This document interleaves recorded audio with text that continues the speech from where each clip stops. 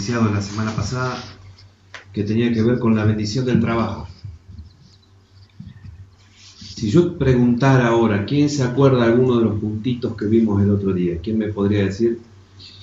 La bendición del trabajo consiste en, sin repetir y sin soplar, ¿quién podría decir alguno de esos puntitos que mencionamos? Que eran bastantes. Muy bien, hermano. Ser de bendición a otros, dice la hermana Clara. ¿Qué iba a decir, hermano Tito? Sí, para habrá un trabajo de no separarlo el mandato cultural de Dios, no separar solamente que los domingos, que no es para la gloria de Dios por congregarnos, siempre el mandato de Dios también que puede ser. Ajá. Muy bien, dice el hermano Tito, entonces, digo yo para que se escuche bien fuerte, que Dios había dejado una gran comisión, decíamos el otro día, y que nosotros siempre la resumimos en la que está al final del libro de Mateo, que consiste básicamente en hacer discípulos, predicando, formando a otros, que es una comisión ineludible, pero que también habría otra que fue dada al hombre, que después fue reiterada en alguna otra ocasión, al comienzo de la Biblia, ¿no? en Génesis, que algunos la han llamado mandato cultural, que tiene que ver con que nosotros somos los encargados, los responsables, los seres que han sido puestos para sojuzgar la tierra, desarrollar, y Dios nos ha capacitado con muchísimas dones, talentos, capacidades, justamente, para bendecir al otro. También esas capacidades sirven de provisión para mí y mi familia, y fundamentalmente, ya que son dadas por Dios, al ser desarrolladas y ser de bendición, glorifican a Dios. Eso es también parte de lo que estábamos hablando como parte de la bendición del trabajo. Una vez iba viajando un hombre y se encuentra con algunas personas que estaban trabajando. Le pregunta a la primera persona que se encuentra qué es lo que está haciendo, y el hombre, que estaba trabajando en una cantera ahí donde sacan las piedras, ¿no? para hacer cosas, el hombre dice que está cortando una piedra. Va y le pregunta a uno que está un poquito más allá: ¿y qué estás haciendo vos? No, acá me gano el sueldo, yo corto esta piedra y me gano el sueldo. Y le pregunta a un tercer hombre que estaba un poquito más allá: ¿y qué estás haciendo vos? Yo estoy construyendo un templo. Es como una especie de cuentito que hay para que entendamos que la perspectiva que nosotros podemos llegar a tener del trabajo cambia radicalmente en nuestro acercamiento al mismo. Diciéndolo en otras palabras, la primera persona a la que se le preguntó qué estaba haciendo tenía una visión muy cortita del alcance de su trabajo, hasta dónde llegaba. Vivía el día a día, y lo que estaba haciendo era lo que estaba haciendo, pero no tenía mayor trascendencia para él. Y sin embargo, nosotros vimos la semana pasada que nuestro trabajo es importante a los ojos de Dios, y es importante también dentro de la comunidad, aunque nosotros no lo veamos como importante. La segunda persona lo que está diciendo es que la motivación y la razón por la que él hace lo que hace es el dinero. Tenía un poquito más de visión, un poquito, hasta el 7, que es cuando yo cobro al menos, no sé cuándo cobrarán ustedes. Hasta el 7 de cada mes tenía visión esa persona. Esa es su meta, llegar al 7. Y algunos no llegan, pero ese es otro tema. Pero había una tercera persona que estaba viendo mucho más allá de la piedra, mucho más allá de lo que iba a recibir, estaba viendo lo que se iba a crear con el trabajo de sus manos, estaba viendo muchísimo más allá. Porque imagínense que imaginar que se va a poder crear un templo con eso es tener una visión a largo plazo. ¿Cómo es nuestro acercamiento con el trabajo? ¿Qué estamos viendo cuando nosotros vamos al trabajo? ¿Sobre un balde o estamos viendo realmente la bendición que estamos siendo en ese lugar? Yo les comentaba el otro día, creo que me quedé un poquito corto en el ejemplo, que el hermano Tomás había justo compartido alguna cosa parecida, y él hablaba de la importancia que tenían, mientras él estaba esperando seguramente en un aeropuerto, no lo dijo, o en algún lugar de viaje, veía a las personas que estaban limpiando los sanitarios, los baños del lugar. Y si no se hiciera eso, sería un desastre todo. La importancia que tiene ese servicio que se presta. Bueno, ni hablar en nuestras casas, la importancia que tienen las hermanas que realizan mucha tarea, muchísima tarea, y no reciben nada de salario, muchísimas veces, ¿no? Si no estuviera esa hermana haciendo esa tarea, o hermana digo, y soy machista en decirlo, porque es una tarea que debemos compartir y que debemos realizar todos, ¿no? Sí, es algo que nos es común a todos, el cuidado de nuestra casa. Estamos con este pasaje que es Colosenses 3, 22, 25, y habíamos llegado hasta el primer versículo del capítulo 4. Yo oro para que el Señor nos abra los ojos espirituales hoy, que podamos ver más allá de lo que vemos con el día a día del trabajo, que podamos ver que hay alguien por encima de todo esto que recibe nuestro trabajo, y lo recibe como una ofrenda de amor, como un acto de adoración. ¿Sí? Esto es algo que quisiera que nos quede claro. Trabajar también es un acto de adoración a Dios. El otro día enfatizamos mucho de que todo trabajo honesto es también santo. ¿Sí? Todo trabajo que se realiza con honestidad glorifica a Dios y es santo. Hoy quisiéramos ver muchos elementos ya como para concluir un poco el tema, aunque van a quedar varios más que ustedes van a poder seguir investigando, pero quisiera hablar un poquito de eso, de que es un acto de adoración el trabajo honesto. Colosenses 3, del 22 al 25, y después vamos a seguir hasta el capítulo 4 y el primer versículo, va a decir así: siervos, obedeced en todos a vuestros amos terrenales, no sirviendo al ojo, como los que quieren agradar a los hombres, sino con corazón sincero, temiendo a Dios, y todo lo que hagáis, hacedlo de corazón, como para el Señor y no para los hombres, sabiendo que del Señor recibiréis la recompensa de la herencia, porque a Cristo el Señor servís. Mas el que hace injusticia recibirá la injusticia que hiciere, porque no hay acepción de personas. Amos, haced lo que es justo y recto con vuestros siervos, sabiendo que también vosotros tenéis un amo en los cielos. Ya llegamos en un momento muy breve a ver, casi diría versículo por versículo, pero quisiera antes que eso mencionar la importancia, o algunos otros pasajes donde se le da mucha importancia al trabajo. Hay uno muy grande, muy rico, que se encuentra en 2 Tesalonicenses 3:6. Seguramente ustedes lo han leído alguna vez. Es un versículo que tiene una frase bastante dura.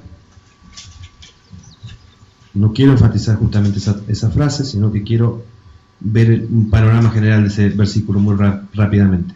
Estamos en 2 Tesalonicenses 3, del 6 hasta el 12, va a decir: si ustedes me permiten, yo quisiera ir leyendo los versículos, comentando muy brevemente algo de cada uno de esos versículos.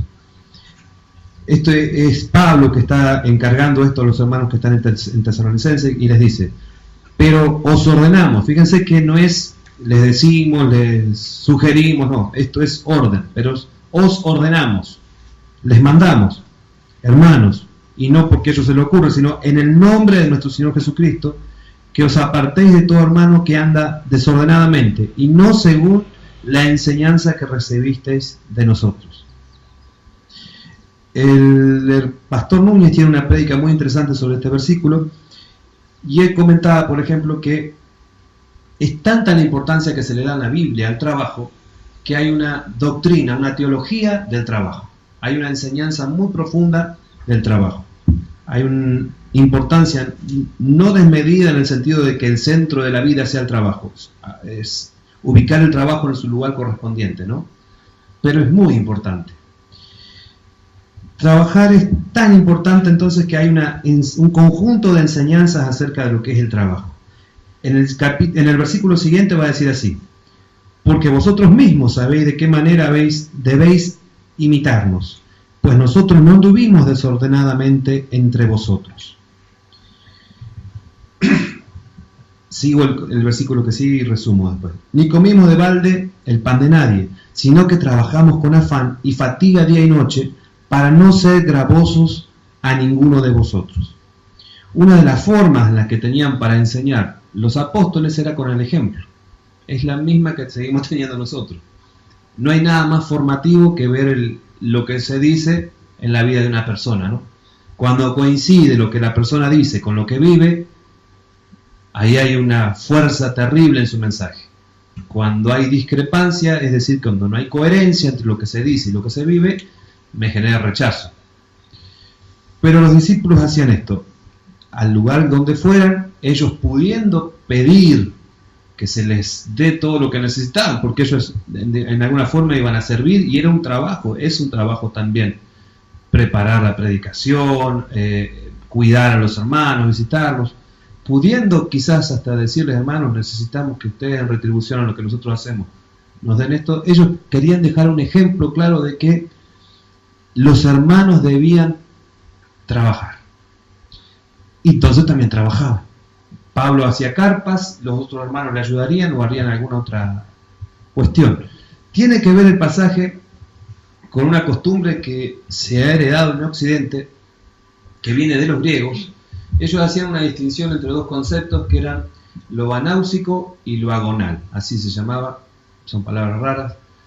Una tenía que ver, básicamente, es mucho más profundo, pero muy simplificando mucho, como una especie de desprecio por el trabajo manual y una especie de sobrevaloración del trabajo intelectual.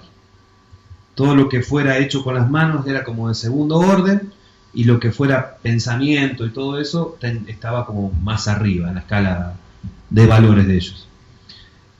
Y decían como que, bueno, imagínense que las únicas clases que podían dedicarse a pensar y vivir sin trabajar eran los ricos. Era todo muy elitista. Pero estos hermanos que están ahí, que son griegos, quizás había alguno que era amo, entonces no necesitaba trabajar y tenía siervos que trabajaran para él, o había heredado una fortuna o de algo, también necesitaban trabajar. Porque lo que es peligroso en la vida del cristiano es lo que va a decir después. Salta un cachitito. Al final, en el 10 dice, no, en el 10 no lo dice. Acá está, en el 11 lo dice. Porque oímos que algunos de entre vosotros andan desordenadamente. Fíjense que es tan malo no trabajar que le llama desorden, es decir, fuera de la disciplina, fuera de la enseñanza, no trabajando en nada. Hay una salvedad muy grande acá. No es la persona que queriendo trabajar y no consigue trabajo de la que se está refiriendo acá. Si una persona por alguna razón, por la crisis del país, porque su profesión, no sé, por alguna cosa no consigue trabajo, es un punto aparte. Oremos al Señor y oramos para pedir trabajo. Pero cuando tiene todas las posibilidades dadas para conseguir trabajo, pero no quiere, está pecando. Y fíjense lo que produce el ocio en la vida de las personas, sino entremetiéndose en lo ajeno. Está tan desocupada la persona, no tiene nada para hacer, que termina hablando, comentando de las demás personas que hacen como viven, hace un resumen de la vida y obra de los vecinos. Bueno, el ocio, en su justa medida, porque Dios trabajó, pero también descansó, es buenísimo, porque nos permite renovar fuerzas, recobrar un montón de... posibilita un tiempo de esparcimiento para estar más con el Señor y con nuestra familia. Un tiempo para eso. Pero el exceso de ocio es peligroso para el cristiano, para todos en realidad. Fíjense que el hombre no fue hecho para el ocio. Tampoco... Estuve investigando bastante el tema, y el asunto que se nos critica a los cristianos es que al hacer del trabajo algo importante, dicen que contribuiríamos de alguna forma al mundo capitalista. Pero no es la intención esa. O sea, no queremos, no es el centro de la vida del cristiano producir bienes y bienes y bienes y bienes y bienes. No es el centro de nuestra vida. Vamos a ver que el equilibrio que nos dice la palabra es que Él nos da para que después que nosotros proveamos para nuestros, tengamos para compartir a los demás. Entonces no es el centro tener por tener y hacer como la segunda persona que escuchábamos hoy, ¿no? Que lo motiva a trabajar y a desarrollar las capacidades que Dios le dio, todo es la plata nada más. No es el centro de la vida eso. Como todos los temas importantes de la Biblia, tiene aristas y tiene salidas y cosas que pueden hacer que se complique esta sana doctrina. En principio lo que vamos viendo es que Dios trabajó y nos dejó ejemplos. Los discípulos trabajaron, nos dejaron ejemplos de que hay que trabajar. Me olvidé comentarles, pero Dios es tan creativo y tan hermoso lo que ha hecho, que ha trabajado aún para crear. Decía el hermano Michelén esto, ¿no? Ha trabajado para crear cosas tan preciosas en otros planetas que nunca las veremos. O quizás en algún momento de la eternidad. O ha creado planetas tan distantes y con cosas tan preciosas, pero que solo Él las disfruta. Porque no tenemos manera nosotros de verlas. O cosas acá mismo, debajo del mar, ¿no? Peces que nunca hemos visto, o que ya se han extinguido, o lo que sea, pero que Él disfrutó, que le glorificaban a Él. Y sin embargo nosotros no queremos hacer ni un segundo de más en nuestro trabajo, ni usar más creatividad de la que necesitamos.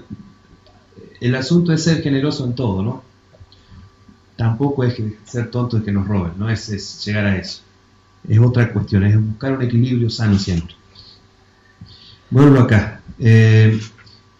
Versículo 9. No porque no tuviésemos derecho, sino para daros nosotros mismos un ejemplo para que nos imitaseis. Yo lo escribí así, que Pablo en otras palabras está diciendo lo siguiente.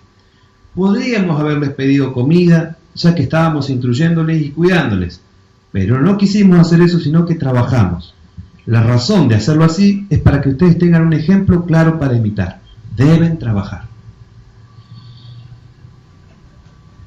Les había comentado ya el versículo siguiente, que es el que no trabaja, no coma, lo decimos nosotros siempre así duramente, es lo que la palabra dice, pero también dice que a esa persona no la tengamos como un enemigo, y que no se lo digamos con odio así, con tapones de punta, ¿no? Sino buscando que se corrija, que vea su mal proceder, que se vuelva a Cristo y que se enmiende y que trabaje. Esta pregunta me hago yo, ya volviendo al pasaje central que es el de Colosenses, ¿no? ¿Cuándo puede convertirse en maldición el trabajo? Nosotros estamos hablando centralmente de que el trabajo es bendición. Pero yo encontré al menos 2 puntitos en los cuales el trabajo puede convertirse en maldición. O sea, en algo que me sea no de provecho, sino en algo negativo. El primero que medio lo sugerimos el otro día es cuando el trabajo se convierte en Dios para mí. Y el centro de mi vida pasa por los logros que obtendré con el trabajo, por lo que me realizaré, por lo que llegaré a hacer con mi trabajo, por lo que ganaré con mi trabajo. Fíjense que son todas cosas que tenemos un buen nombre, una posición, un sentido de seguridad, son todas cosas que en verdad, en el único lugar que las tenemos es en Cristo. Y después todo lo otro puede un día tenerlo uno y al otro día no tenerlo más, porque así es inestable todo en la vida. La salud que nos da el Señor para trabajar un día puede decaer, puede resentirse nuestro cuerpo y puede pasar que ese trabajo al cual dedicamos 26 horas del día ya no lo podamos realizar. ¿Qué nos queda después de todo eso? El Señor nos queda nada más como fuente inamovible, como roca inamovible.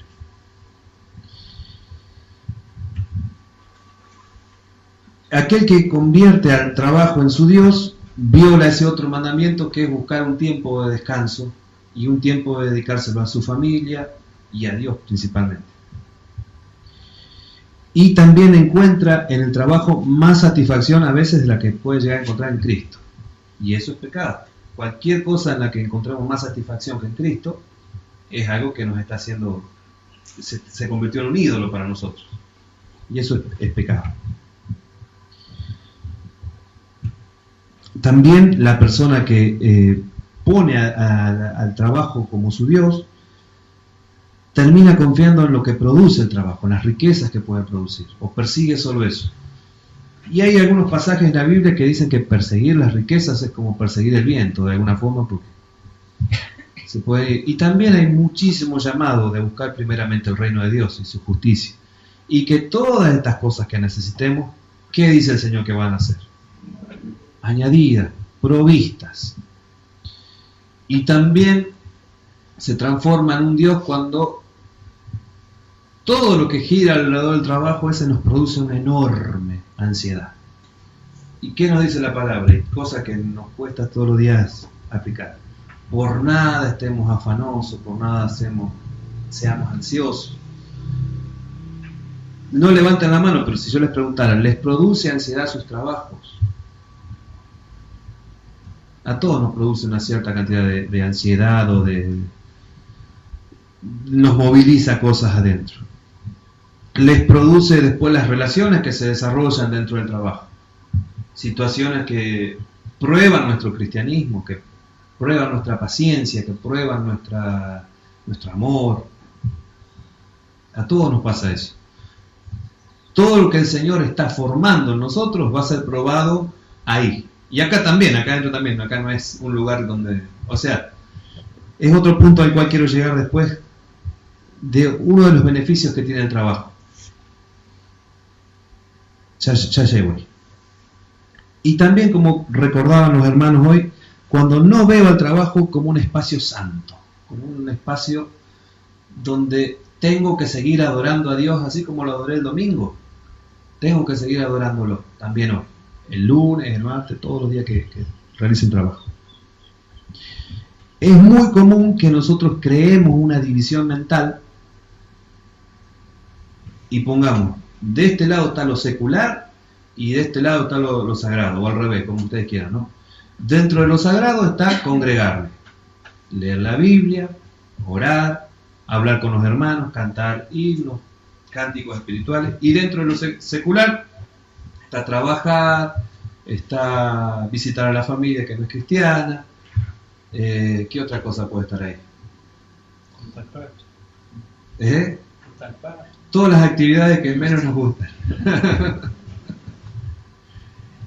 La verdad es esta, a ver, lo decíamos el otro día, pero debemos seguir recalcándonos porque esa división procede de la religión, no del cristianismo de Cristo, sino del cristianismo de los hombres, el religioso. La cuestión es que todo lo que un hijo de Dios haga, toque, piense, guiado por Cristo, ¿no es cierto?, en Cristo, es santo. No tiene que haber ninguna división. Hay sí prioridades, hay cosas que se nos piden como más importantes, pero no es menos santo visitar a una familia que no es cristiana. Si yo no si esas personas tienen ciertas cosas incoherentes con el cristianismo y yo me sumo a ellas, ya me pasé de lado, pero si yo predico, si ven a Cristo en mi vida, si yo sigo reflejando a Cristo en mi trabajo, con mi familia, todo, estoy siendo santo también ahí. O sea, lo escribí así, está un poquito, a ver, no es el ámbito, o sea, el lugar, lo que sacraliza una acción, o sea, lo que hace santo a algo que se realiza, sino la relación que tenga la persona que está haciendo esa acción con Cristo. ¿Sí? ¿Se entiende?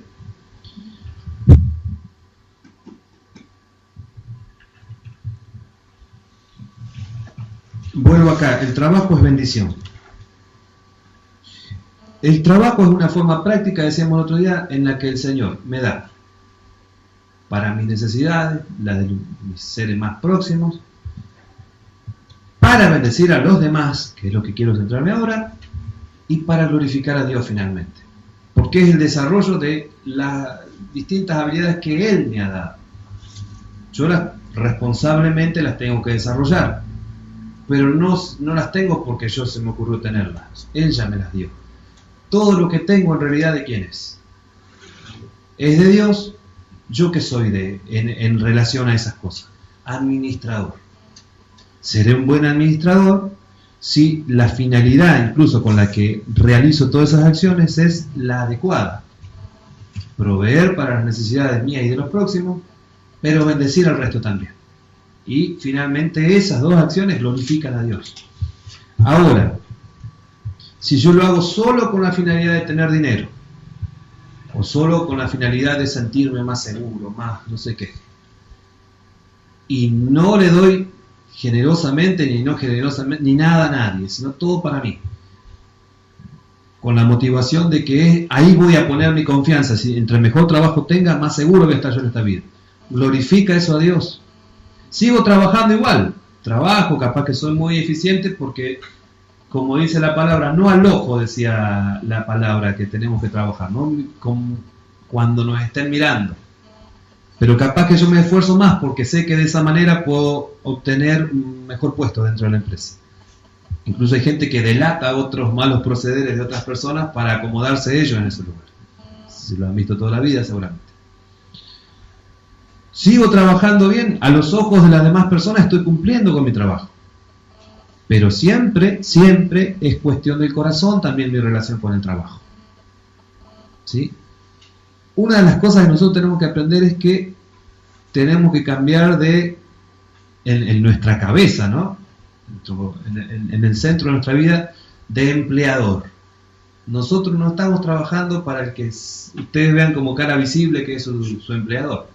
¿Quién es el que nos está empleando en realidad? El Señor.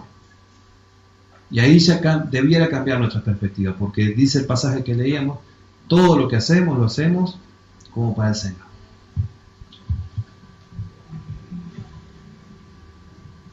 Si lo hacemos por el jefe, si lo hacemos por el sueldo y no lo hacemos por el Señor, está equivocada nuestra percepción de cómo debiera realizarse el trabajo.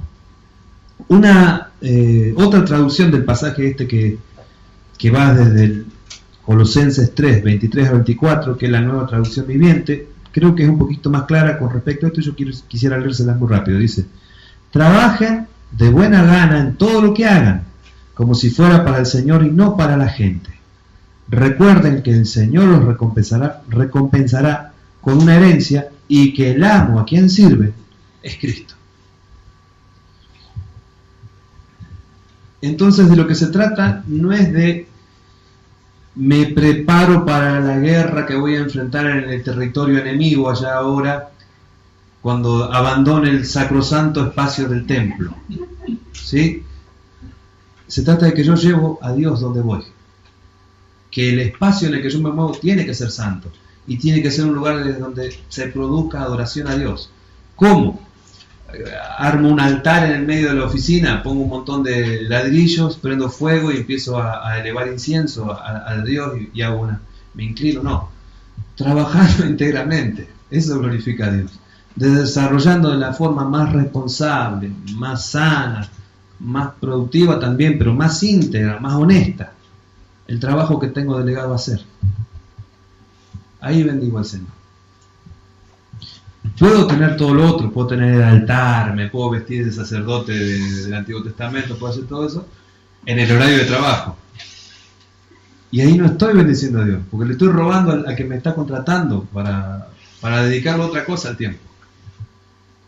Pero nosotros, en nuestra mente religiosa, podríamos creer, no, pero yo estoy adorando a Dios en este momento. No, estás robando al que te contrató para que en este momento estés trabajando.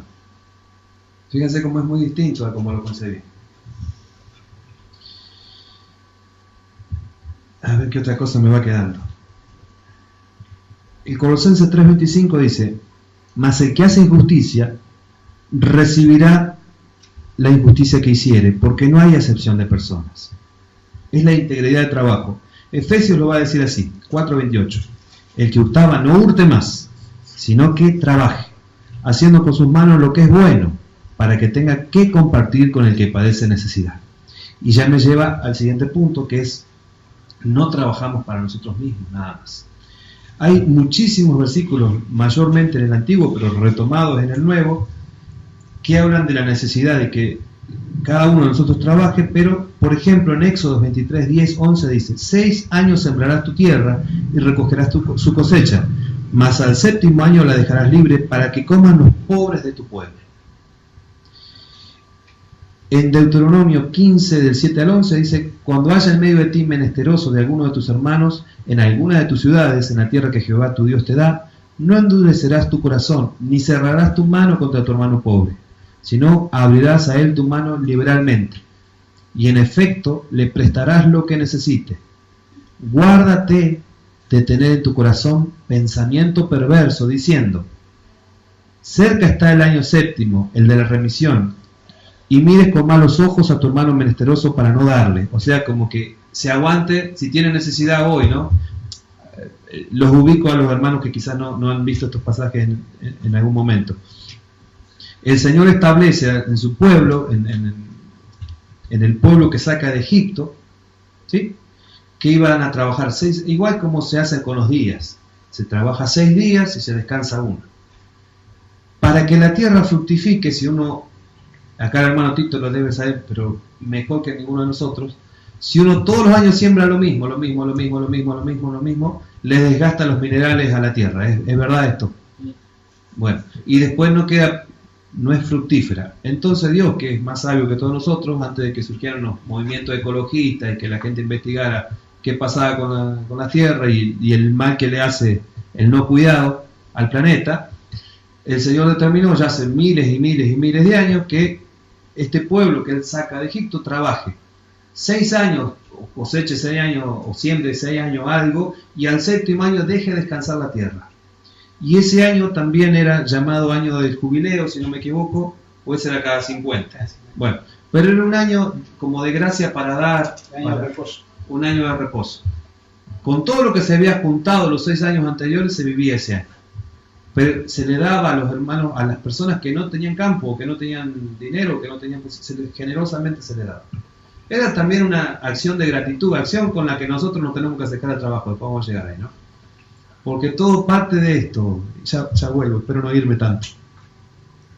Yo me merezco un trabajo mejor, esa es la forma con la que yo llego al trabajo. Yo me merezco un trabajo mejor.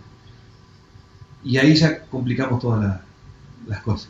Ahí ya se despatarra nuestro día y nuestro acercamiento de como debiera. Si nuestro acercamiento fuera, Señor, gracias porque en tu misericordia me has dado este trabajo, quiero hacerlo mejor para vos. Es distinto, es muy diferente. Vuelvo acá. Lo que está diciendo estos 2 pasajes es, el primero es que establece esa ley, esa forma. 6 años se va a sembrar, el 7º descansen, pero sean generosos con aquellos que no tienen tierra. Ahora en este otro pasaje está diciendo, capaz que estamos al principio del año 6º. Falta que se complete todo este año y recién va a venir el año 7º. Voy a decir, que se esperen unos meses más estos que no tienen ya nada hoy para poner en la mesa. Que se esperen, total ya va a venir el año donde le vamos a dar. Dice, no es así, dice el Señor. Hoy también tenés para darle. Sé generoso hoy. Dale al que no tiene hoy. No esperes que se llegue a ese momento. O sea, yo te doy, dice el Señor, para que vos también le des a otro. Hay algo que sucede a veces que es decir, no puedo dar porque no tengo. Yo les cito un solo ejemplo bíblico que destruye ese argumento. ¿Se acuerdan de la viuda que estaba dando en el atrio del templo, no? Le sobraba a esta señora para dar, ¿no? Todo lo que tenía lo dio. O sea que la generosidad a la que nos llama el Señor no es una cuestión de cuánto tengo, sino que es otra vez una cuestión de corazón. Podemos tener absolutamente la mayor riqueza del mundo y no dar un centavo. O como en este caso, tener un centavo y darlo. Y es nuestra mayor riqueza. Pero es un acto de independiente o independientemente de lo que tengamos o no tengamos. Dice un teólogo que se llama Joseph Thomas: en su trabajo, el hombre adquiere una mayor conciencia y libertad, se hace responsable, afirma su dignidad y realiza su propio progreso. Y añade, todo trabajo es comunicación, crea la infraestructura indispensable para las relaciones humanas. El trabajo más individual es virtualmente universal, por él se abre un diálogo con toda la humanidad. El que trabaja, trabaja para todos, rinde un servicio a los demás. Que podamos cambiar nuestra manera de verlo y así estemos encerrados en una piecita limpiando, nuestro trabajo afecta a todas las personas que van a pasar por esa piecita y a todas las personas que se relacionen con esas personas también. Hay toda una cadena de hechos y de actos, ¿no? Pero el Señor no solamente habla de deberes y derechos que tienen los trabajadores, también habla a aquellos que por alguna razón llegan a ser empleadores. Les dice, amos, haced lo que es justo y recto con vuestros siervos, sabiendo que también vosotros tenéis un amo en los cielos. Esto es importante, hermanos. Dios está a favor del trabajo, pero en contra de la explotación. Si nosotros tenemos la posibilidad de emplear a alguien, sería el peor testimonio de Cristo, es decir, no representaríamos en nada a Cristo si fuéramos personas que hagan trabajar de más y no le den lo que esa persona por su trabajo merezca. E incluso, si fuéramos generosos, podríamos hasta darle un poquito más. Han cambiado las épocas. En esta época en la que Pablo está hablando había un sistema de forma de trabajo que se llamaba esclavitud. Hoy sigue habiendo, pero de otra forma.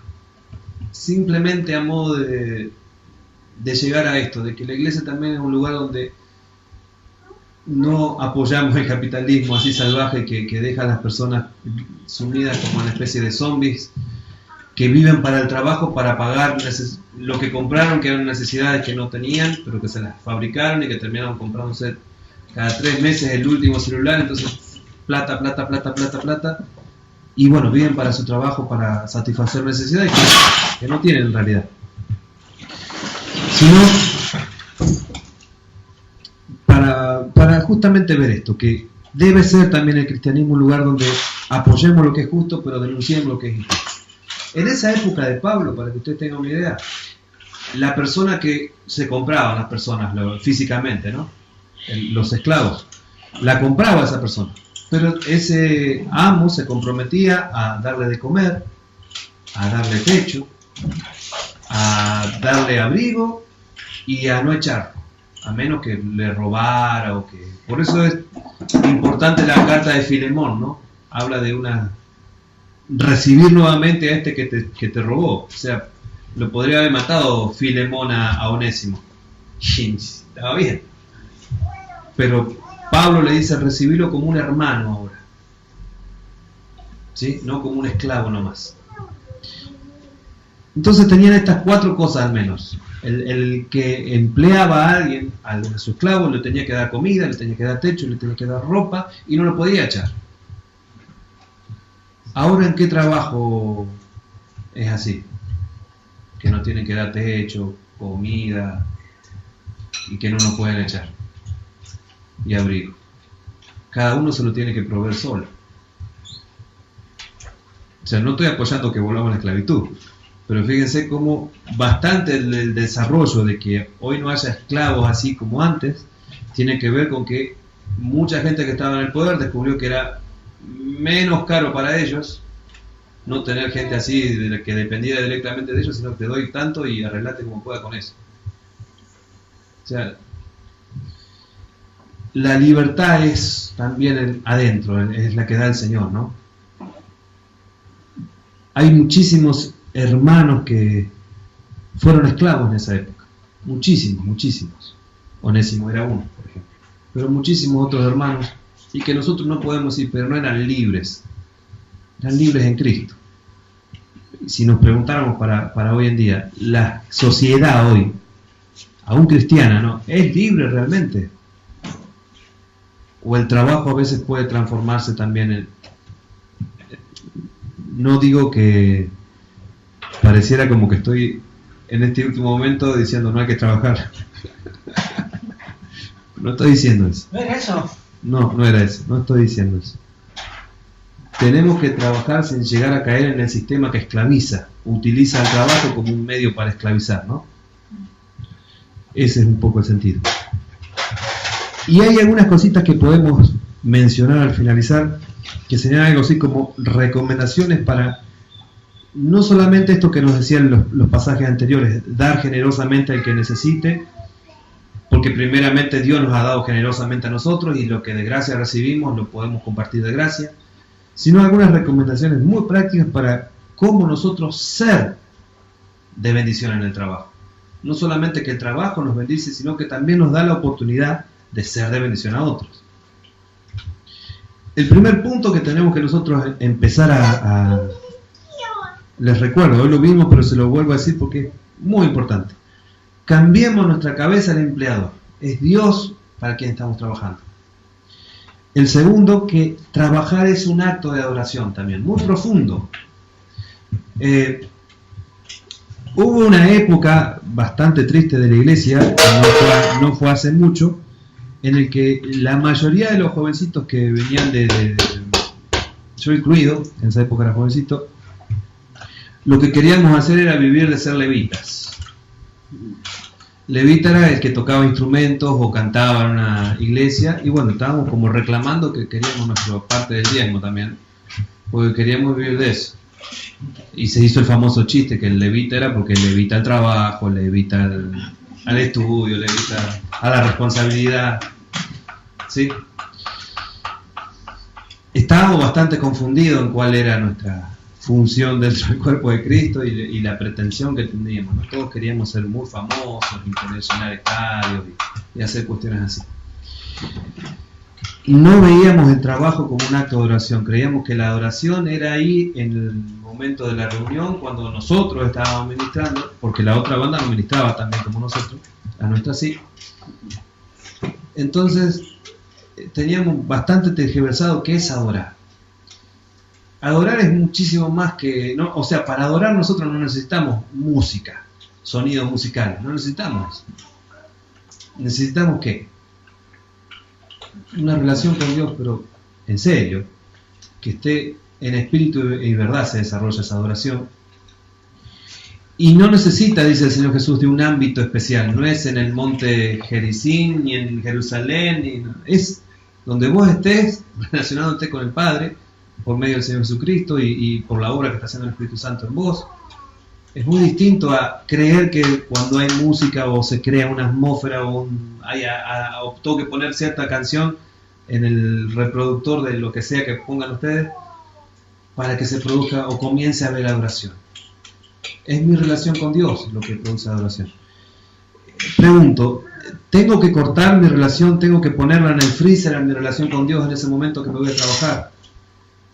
No, tiene que seguir, es una continuación del domingo, por decirlo como hablábamos el otro día.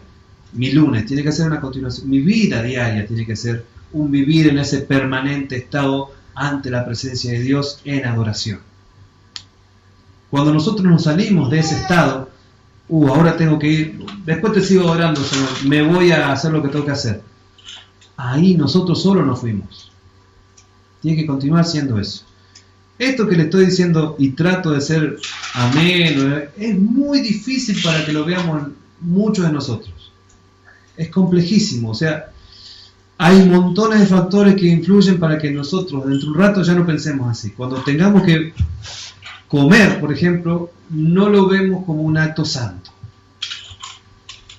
Voy a ser grotesco. Ir al baño tampoco lo vemos como un acto santo. Y es tan humano como el resto de las actividades que hacemos.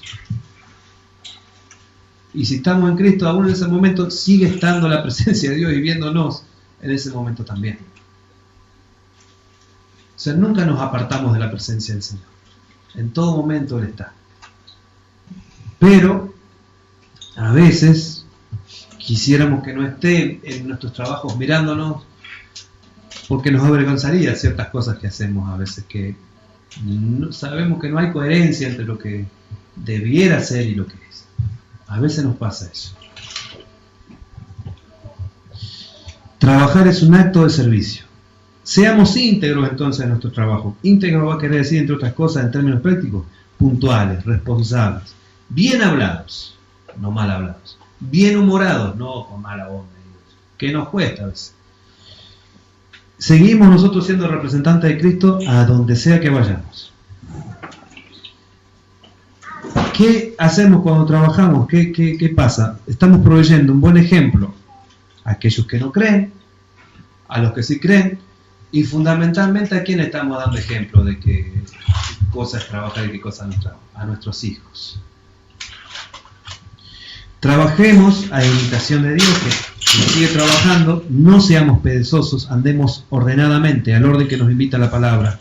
No nos invita en realidad, nos obliga a caminar. Y también seamos sabios en esto, descansemos. ¿Sí? No es todo trabajo la vida, hay necesidad de un tiempo de ocio, para dedicarlo fundamentalmente al Señor, íntegramente y a la familia. Demos, o sea, esta sería la forma en la que podríamos acercarnos más sanamente al trabajo, ¿no? Demos gracias por la posibilidad de ser parte de aquellos que el Señor está utilizando en esta tierra, para ya sea que nos ponga a pintar una pared o a cortar una planta o a dirigir una oficina, lo que sea, estamos embelleciendo el mundo, estamos glorificándole a Dios, estamos haciendo la tarea que el Señor quiere que en ese momento estemos haciendo. Y es un acto de adoración porque está en obediencia con lo que Dios quiere, está de acuerdo a la voluntad que Dios quiere para mi vida en ese momento. Eso está dándole adoración a Él. Si Dios quiere que yo esté enseñándole a los chicos ahí en el aula, pero no, yo quiero estar, no sé, predicándole a los de África, ya, no sé, o haciendo otra cosa, no sé qué puedo decir. Pero el Señor quería que yo esté haciendo eso. ¿Qué pesa más? Lo que predicar siempre el Señor va a querer que es una prioridad, ¿no? Pero con un mal ejemplo. Pero lo que el Señor quiere que yo esté haciendo en ese momento es lo que justamente es su voluntad. Y si yo, por llamar a otra cosa más santa, lo cambio, estoy yendo contra la voluntad de Dios. Tiene que ver esto otra vez con la cabeza partida y decir esto no es tan santo porque no está desarrollándose dentro de los ámbitos que le dan santidad a las cosas, o con las personas que santificarían las cosas. A ver, si alguno de ustedes me estuviera mirando toda la clase que yo doy, capaz que las daré mejor. Es la realidad, ¿o no les pasa? Lamentablemente somos así. Pero no somos conscientes de que Dios está mirando nuestras clases, de que Dios está mirando cómo ponemos los ladrillos, cómo sembramos, si sembramos toda la bolsa o nos quedamos con el fondito. Todo ese tipo de detalles. Si la balanza de mi papá pesa 1 kilo o 920 gramos, como hemos sabido de balanzas de cristianos que son mucho más livianas. De cristianos, ¿eh? Hay algo que mucha gente lo han pensado, no sé, yo le digo mi experiencia y de la experiencia no vamos a hacer doctrina, pero simplemente la experiencia que pasó no solo en Pinto, sino en muchos ámbitos. Lo ilustraba un hermano mexicano en una charla que yo fui hace mucho, y él lo contaba con una pequeña historia, ya cierro. Dice que se fue a una persona que quería comprar un juguete, quería comprar unos muñequitos, ¿no? Para regalarle al hijo. Y fue donde había un señor que vendía, y bueno, le llamó la atención uno, eran muy caros. No le alcanzaba el dinero, ¿no?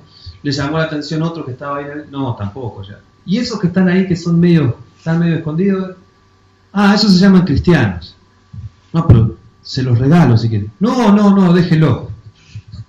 O sea, ni regalados los querían a los cristianos. Había toda una cuestión, mayormente no querer contratar a otro hermano, porque amparándose en que es mi hermano, si me tenía que edificar un tapial, me lo iba a hacer como una S, en vez de como tendría que ser, ¿no? Y después yo le iba a tener que abrazar, le iba a tener que perdonar, le iba a tener que dejar hacer lo que quiera, pues si no se ofende el hermano, ¿sí? O sea, tenía el derecho de ir a hacer lo que sea porque él era hermano mío, en Cristo.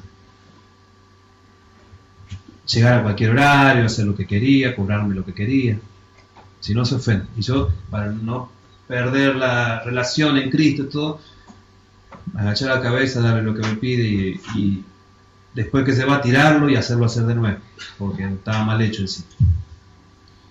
Bueno, no es el testimonio, eso es todo lo opuesto a lo que nosotros debiéramos reflejar de Cristo.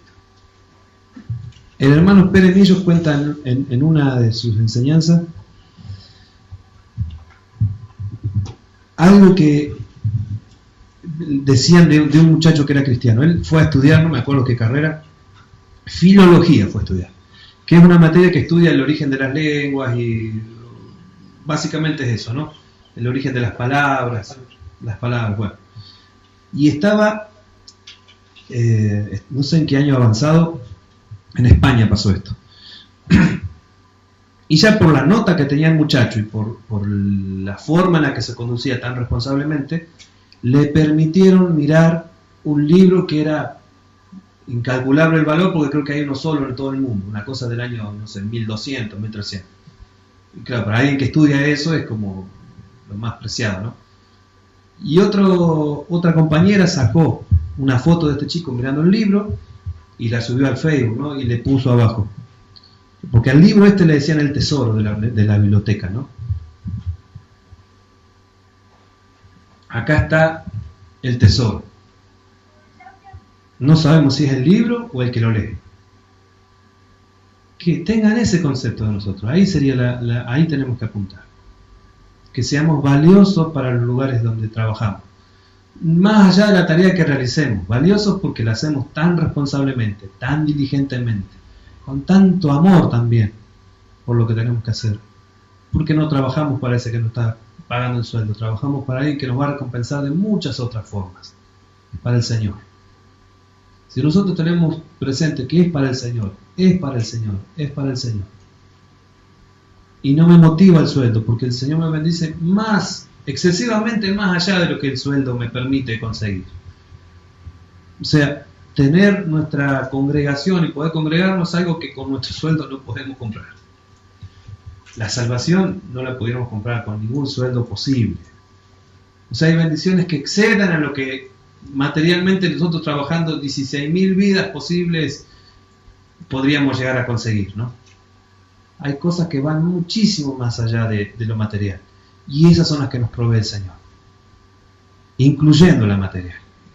Porque tampoco es que es todo en el aire místico y espiritual. Nos provee todo esto material para que nosotros podamos comprar alimento, por ejemplo.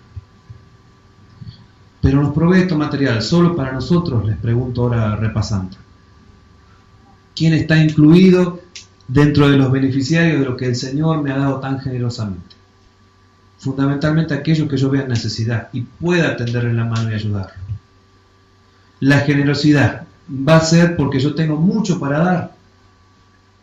Es un acto independiente, lo hablábamos recién, independientemente de lo que tenga. ¿Es mi espacio de trabajo un lugar donde puedo adorar o seguir adorando al Señor? Debe ser. Debe ser. Quisiéramos un momentito estar de pie y podamos orar, ¿les parece? Cierro con esta frase y ya oramos. Trabajar es un acto de obediencia a Dios que le glorifica. ¿Sí? Trabajar es un acto de obediencia a Dios. Dios es el primero que nos aleja. Trabajar. Que glorifica su nombre. Señor, hay tanto para aprender, Señor, de nuestra forma de vivir. No solo queremos conducirnos como se supone que debe conducirse alguien santamente dentro de su casa, Señor, en la casa nuestra y tuya que es esta, Señor, el templo, sino que nos ayudes a no tener divisiones y que todo ámbito donde nos movamos, Señor, lo podamos hacer en santidad, Señor, íntegramente, glorificándote a vos porque lo hacemos como un acto de adoración, Señor. Señor, abre mi mente, abre la mente de mis hermanos, abre nuestro corazón, pon tu palabra a nosotros, Señor. Tu palabra que nos hace ver que nada es nuestro, sino que todo es tuyo y que por un acto de gracia también nos los has entregado para que lo administremos sabiamente, para que bendigamos a otros, Señor, para que de esa forma exaltemos tu nombre. Señor, ayúdanos a ser agradecidos con el trabajo que nos has dado. Ayúdanos a quitar de nuestro vocabulario la queja hacia el trabajo, Señor, hacia las personas con las que no nos gusta muchas veces relacionarnos y debemos obligatoriamente relacionarnos, Señor, aún con aquellos jefes que son de trato áspero, con aquellas personas, compañeros de trabajo que a nuestras espaldas sabemos que hablan mal de nosotros, Señor. Ayúdanos que sean oportunidades estas de crecer en perdonar, crecer en paciencia, crecer en amor, crecer en mansedumbre, crecer en dominio propio, crecer en definitiva en todo aquello que llamas fruto de tu Espíritu, Señor. crecer en semejanza a vos, Señor. Ayúdanos, Señor, a que veamos cada día el trabajo como una oportunidad y no como una maldición, ni como un mal necesario, ni como una cosa que inevitablemente tenemos que hacer sí o sí, Señor, sino que la podamos hacer como dando gracias siempre, Señor, como un acto de obediencia que te glorifica, que te adora, Señor. Que cada ámbito donde nos movamos, Señor, podamos tener conciencia de tu santidad y de que ese lugar es santo también, porque vos estás con nosotros, Señor. Señor, ruego por los trabajos de mis hermanos, Señor, que no falte en la casa de ninguno de ellos el trabajo, Señor. Que tampoco falte la salud para realizarlo. Que tampoco falte la diligencia, la responsabilidad, la integridad para hacerlo, glorificándote, Señor. Que tampoco falte la generosidad para bendecir a aquellos que vean que tienen necesidades, Señor. Y que tampoco falte en ninguno de los actos que nosotros realicemos la adoración a tu nombre, que es sobre todo nombre. Gracias, Señor.